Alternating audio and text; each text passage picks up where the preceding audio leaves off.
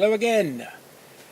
Back with the Rediscovering Peace series, video series. This is video 10A. I'm going to split video 10 into two parts, kind of like I did with video 3 previously. Seeing as how we cover a lot of material in these video series, again, it's not because the truth is complicated. The truth is simple. Be kind when least inclined.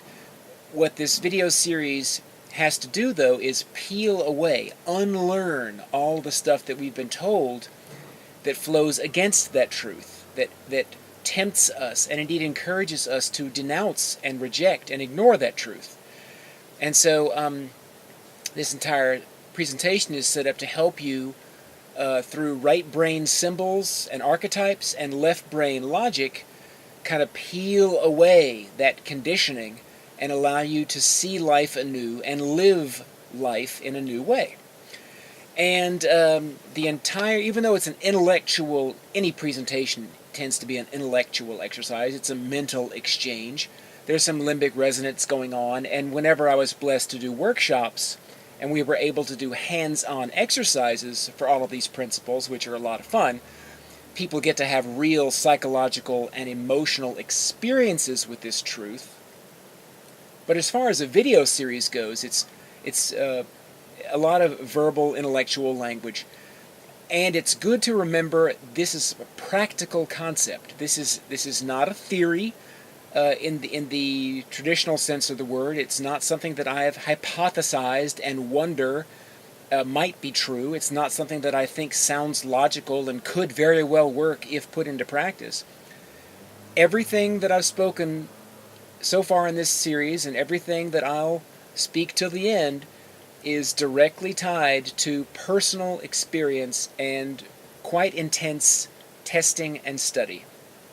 And everything of which I speak in this series, though the terms themselves can be quite fluffy, like love and selflessness and kindness and caring, this is an exercise to help you become more practical in how you live your life.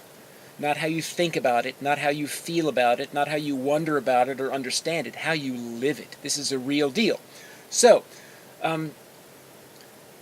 video 10A here is going to symbolically explain, in quite general terms, how that is so. How you can alter your experience of life purposefully, and thereby, most importantly, alter what you do for your surroundings, in your surroundings.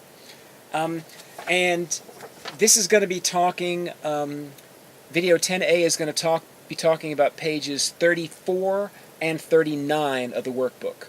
Okay, the workbook looks like this.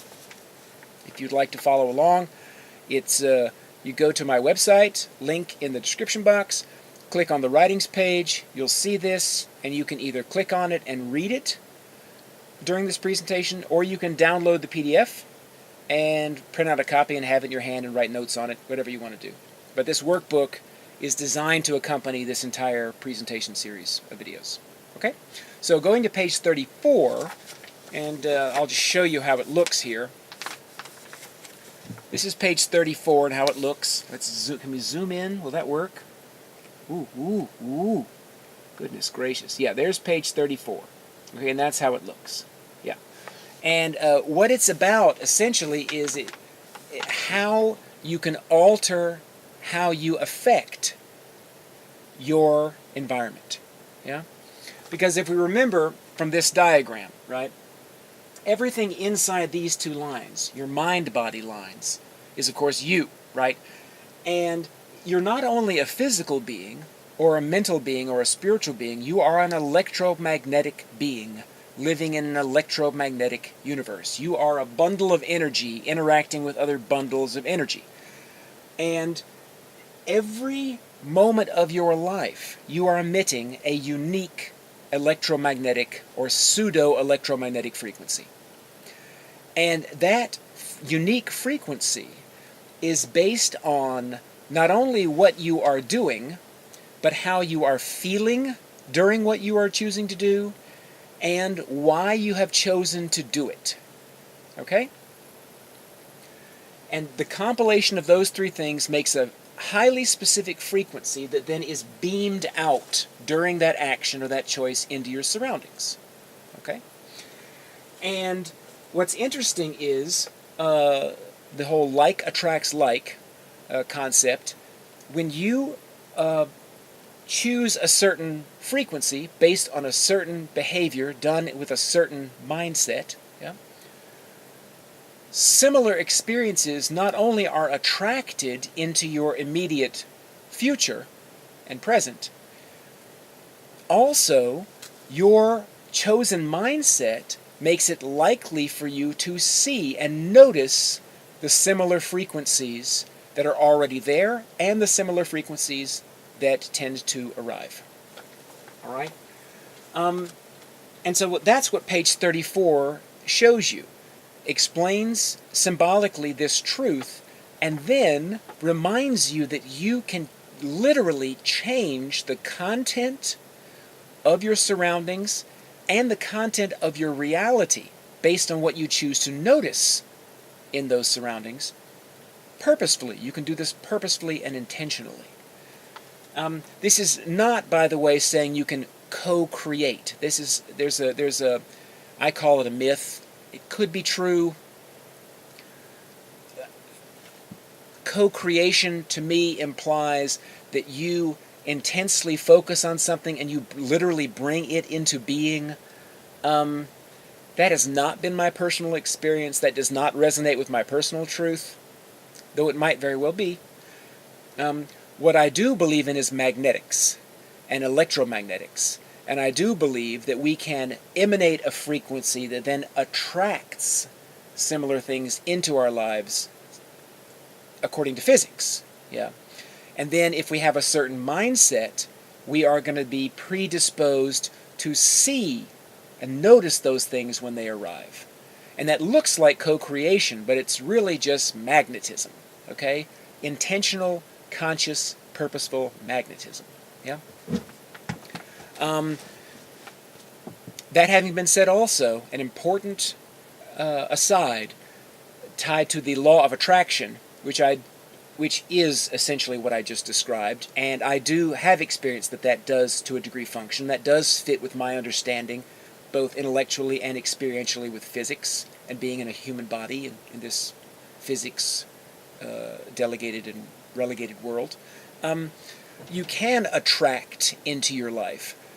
And so if you are, it's important though that the secret, the book The Secret, the law of attraction, manifesting wealth, all of these New Age concepts, the prosperity gospel in progressive Christianity, if you're going to adopt that mindset, what you need to remember is, yes, you can manifest wealth. First of all, your focus of intention has to be so acute to have it function. It really, quite a few people don't succeed at it on even the materialistic plane. Let's put it this way. It's no accident that the vast majority of Joel Osteen's congregation are not as wealthy as Joel Osteen. Okay? So it doesn't just work if you think about it. But if you can focus intently your thoughts consistently, you can manifest things or things similar to your intentions into your life. And to me, that's just physics. Okay? What's important to remember, which you are often not told, is manifesting for yourself, right, brings suffering. Manifesting for yourself, even if you succeed in your manifestation, always brings suffering to you and others. Okay? Now, if you were going to if you're going to manifest a car, right? And this is an oversimplified example. I'm not even sure you can manifest a car, but let's say hypothetically you manifest a car, right? If you're doing so for your own pleasure, right? Not only is that car going to ultimately break, disappear, be stolen, or you're going to be afraid that it's going to be stolen, you are going to suffer due to the longing you have attached to that car. And this is true for any of your possessions, manifested or not. On top of that, you yearning to have something for self builds a much thicker wall between you and your surroundings. You are dampening your own ability to love, and you are dampening thereby your own ability to know peace and joy in life, even though you get the car. Now, if you're going to manifest a car that then you can give rides to homeless people, and you get a car, then you avoid this entirely. Same car, same manifestation, same tangible result, completely different electromagnetic outcome. Right? In that sense, even though you get the same car at the same time from the same manifestation, because you're doing it consciously for the benefit of others, your openness to others increases as opposed to decreases. Your peace increases instead of diminishes. It's just really important to remember, because I have a feeling a lot of you are still going to get caught up in this trap. It really is a trap. Okay, so just remember, right? Just because you think you might be able to succeed on the physics plane by manipulating your surroundings, if you don't do it with pure intention, you're going to end up reaping suffering regardless. Okay?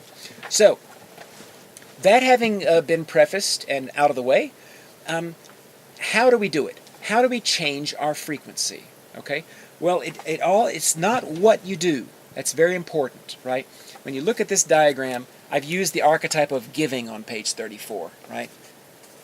Way down at the bottom we have just flat out taking, and we see what we have here is this little symbol, right, which is indeed the inner core of this diagram. It's this, everything inside here. The ego versus the soul, right? That little ball of you in there that's kind of dancing with itself in every minute. And if you're gonna give by taking, that's a lot of sludge. So as opposed to a cross section, these little balls are actually still balls, and you're looking at the balls here from the outside, the spheres of self from the outside. And if you're giving to take purely for yourself, that's going to be a really thick sludge. It's going to be a much lower frequency, right? And whereas if you're going to lessen your selfishness purposefully, right? Yeah, all the way up to giving solely for the other, then you have a very pure frequency, a very whole frequency, a very robust frequency, a powerful frequency, a peaceful frequency. And so, essentially, there are two control knobs on your life. There is for whom, right? Because the what doesn't matter. You have to believe that it's something kind, of course, whatever what it is. And then you start by saying, okay, I'm going to do this act, and I choose to do this act not for self, but for the other. And the degree to which you do it for the other raises the frequency, and the degree to which you do it for yourself lowers the frequency. So that's control knob number one. And then you get to choose how difficult it is to do, right? And the more difficult, that's the volume knob. That's the power knob on your life. So first you choose what it's going to be. Give money, right? Which is a very low frequency anyway, because it's, unless you don't, well, that comes later. So you give money, right? Give money. That's your act, right? And are you going to give that money so people will be impressed with you? You're going to give that money out of a sense of obligation? Are you going to give that money because you want somebody to give back to you? Or are you going to give that money self-sacrificially, anonymously, not wanting anything in return? So that's you're changing the frequency based on why you're choosing to consciously give. Then you can turn up the volume on that deed by making it more difficult, right? Giving something you cherish and don't want to release, that you really, really like having, something treasured, versus giving something that just annoys the heck out of you, you don't want to have anymore anyway, right? Giving your second-hand clothes that you were just going to throw in the garbage versus giving your favorite t-shirt, right? Giving when you have very, very little versus giving when you have a lot, right? When you have a lot, giving so much that it's uncomfortable and self-sacrificial, right? And so these are the two knobs you have, and you can alter your frequency in this regard. And by doing so, when you do so, of course, you move up and down. You move up and down on the chart, right? Right? So it pretty much flows like this. I mean, you choose what you're going to do. You choose you're going to do it primarily for you and yours, and it's going to be pretty easy, right? Or you can do it solely for others, right? With no expectable personal benefit, and you're going to do it self-sacrificially, right? And that's how you can move up and down in your life in terms of empowerment, yeah, based on those two choices, okay?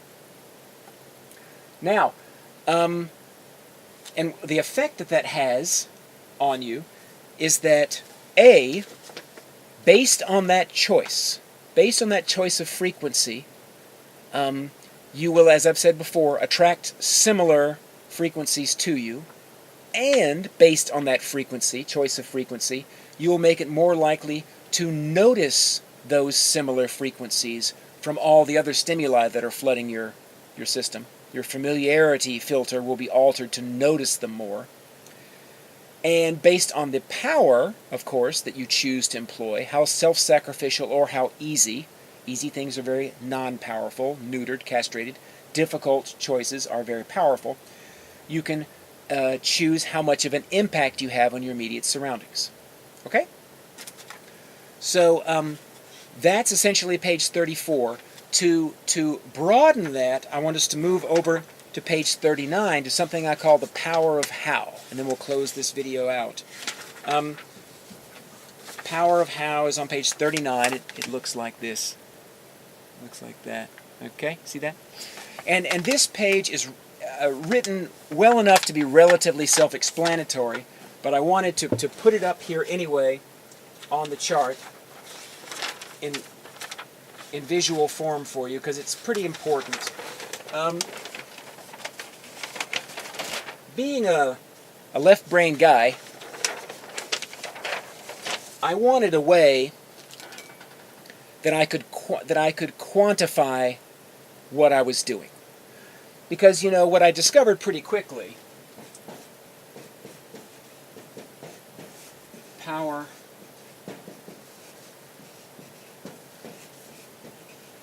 of how. And it's not the power of now for a reason. Power of now, if we're going to, Eckhart Tolle wrote The Power of Now. It's quite the bestseller. The problem with the power of now is that folks took that to be the end-all. The power of now had genius in it because Eckhart Tolle was all about going into the moment and finding peace in the moment, and that's where your power was. And it involved quite a bit of introspection and peaceful being. Yeah, not a bad thing, because if for no other reason, as we've talked about at length in the previous videos, your reptile brain is always working at 1/4 of a second quicker than your neocortex can even turn on.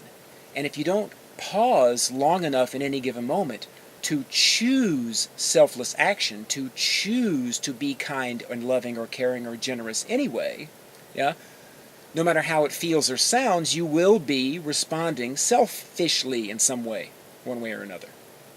And so it is a brilliant and I think an important practice to practice pausing, to practice going into the now, because that's the only place you can access real choice, real consciousness, and thereby real love, real self, real kindness. Yeah?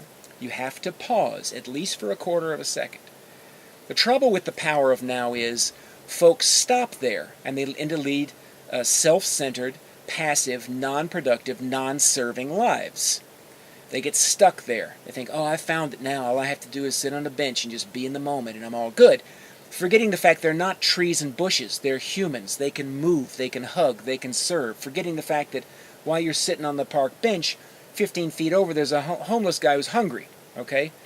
Or a dog being beaten that you can go say, hey, dude, you know, please be kind to your dog. Or a child who might have lost his mother or just need a smile. There's millions of things we can do in this life in any given moment, okay? Yes, important to learn how to pause in those moments to then choose to do lovingly. And yet, the real power is in the how, not the now, right? So, and there are 3 categories. Oh yeah, so back to the story. So I wanted to be able to quantify just how potent I was being. which can be useful to some folks, because what happens is we'll start doing good deeds and we'll con ourselves into thinking we're doing much better deeds than we actually are, right? And I was conning myself quite a bit. I was like, oh man, I gave $5 to that homeless guy. Oh man, I just sat there and talked for a half hour with my homeless friend. Oh, oh man, I just found that stray cat and took it to the shelter. And these are good things. But to say that they pierced the veil, to say that they've entered zone 3 was sometimes a stretch. And I found that I was conning myself very cleverly to keep myself from actually investing self-sacrificially and deeply and nobly and powerfully in my moments. So I came up with a formula that I could plug my actions in on and see where I actually stood. And it's pretty cool, actually. So it's all described on page 39 of the workbook, but essentially it breaks down into 3 categories. You take any one of your actions, and what I intended to do was at the end of each day I would just remember a deed, write the deed down, and then analyze it this way. If you really are a quick writer and a quick thinker, you can carry a little notepad around and do it. And you really don't have to do this very often before you start feeling what it feels like to have a certain power of deed, and you don't have to get the number anymore. But in the beginning it can be helpful, so you don't con yourself, right? So first there's the what. There's the what you do. Okay? And it's divided into 5 categories on the sheet, right? On the workbook sheet. But I'm going to keep it simple for this and just generalize it into 3s. It's easy. So you have thoughts, which no matter how well intended and beautiful are relatively weak. You have words, which are put out there and interactive with our surroundings and require quite a bit more courage. And then, of course, you have deeds. What you do. Okay? And then, so you can, are you just thinking good thoughts? Are you just meditating on world peace? Are you actively using words and protesting for world peace? Or are you actually maybe walking a pilgrimage for world peace? Right? And these are all exponentially more powerful as you move towards more courageous and more challenging. Okay? Then you have the why.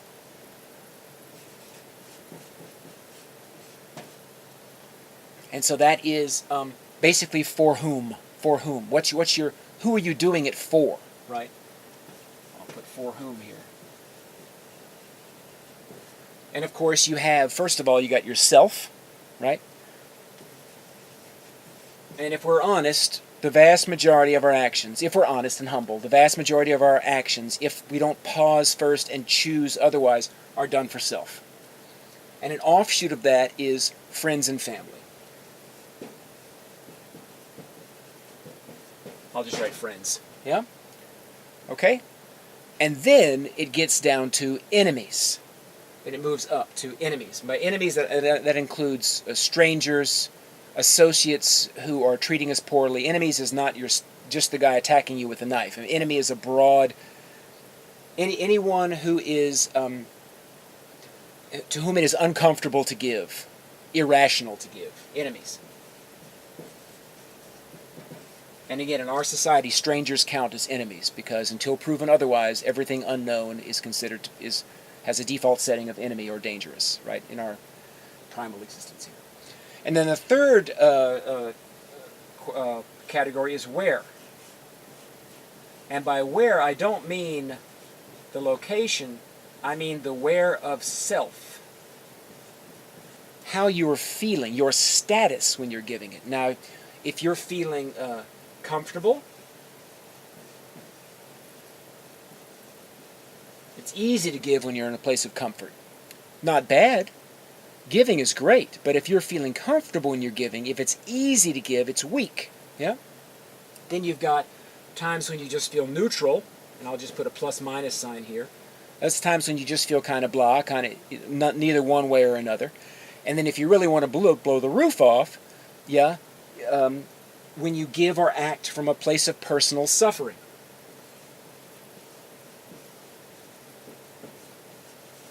That is a huge empowerer of any of your deeds for others.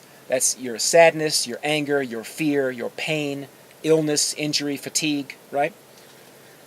And so what you end up doing is you follow the chart on page 39, and you end up with a value between, you analyze, was I thinking this thing, saying this thing, or doing this thing? Was I doing it for me, for my friends, or for my enemies, or an enemy? Was I feeling cozy, comfortable, or happy, neutral, or was I in a state of discomfort, pain, or fear? Okay? And then you get a value between 0, well, I guess 3 is the lowest I think you can get. You get a value between 3 and 20. Okay? And you'll find when you start doing this, if you start doing it, that it is shocking how the deeds you thought were really, really great don't get above 10. And I've found, just so you know, that to have any noticeable impact, I think you have to be at around 11 or 12 just to pierce the veil of duality. And to have a noticeable, powerful impact on your environment, you need to strive for 13, 14, which is not easy to do. It requires difficulty. That's the whole point, is transcending fear. And you can't sincerely and powerfully transcend your fear until you are faced with risk and difficulty and do anyway. The magic of that is when you do anyway and say, screw it, I don't care what happens to me, I'm going to love, 90% of your suffering automatically falls away.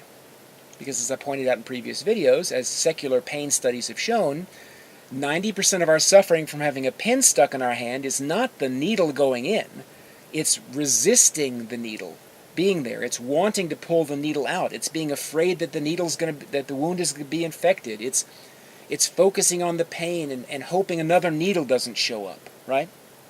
It's resistance. It's our focus on self that creates the suffering, far more than the original pain ever could. So that's the magic of this. That's the justice in the system. That's the proportionality. The ultimate fairness of this is when you risk it all, right? When you risk it all, on paper, yes, it's dangerous, and pain might actually even come as a result, but you can't suffer from the pain because you're not focusing on self. And I've experienced this to be true.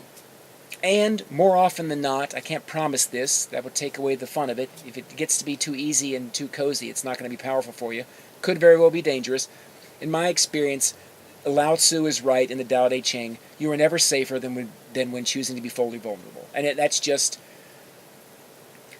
true, but you're going to have to fool around with that concept for yourself. Okay? But the point of the matter is, it's just important to remember that you control your frequency. You do not have to succumb to the whim of your ego and the patterns of your behavior that you've learned to survive your childhood and the dysfunctions that you've surrounded yourself with in your life because they're comfortable and familiar, and the judgments you make of others and the desires you try to attain. You can leave all that behind. You have a free soul. You have a free mind. You have free will. You can choose to remake your life. You can choose to pause in any moment for a quarter of a second, and you can change the why of what you're doing, and you can look for a more difficult way to do it, and you can start blowing the roof off your life. Okay? And that portion of the workbook will help you do that if you if you decide you want to have fun with that and experience that. Okay, I think I'm done again. We did it again. That's great. Nice job. We're going to come back with video 10B in a few minutes. So love you guys. Peace out. Peace out.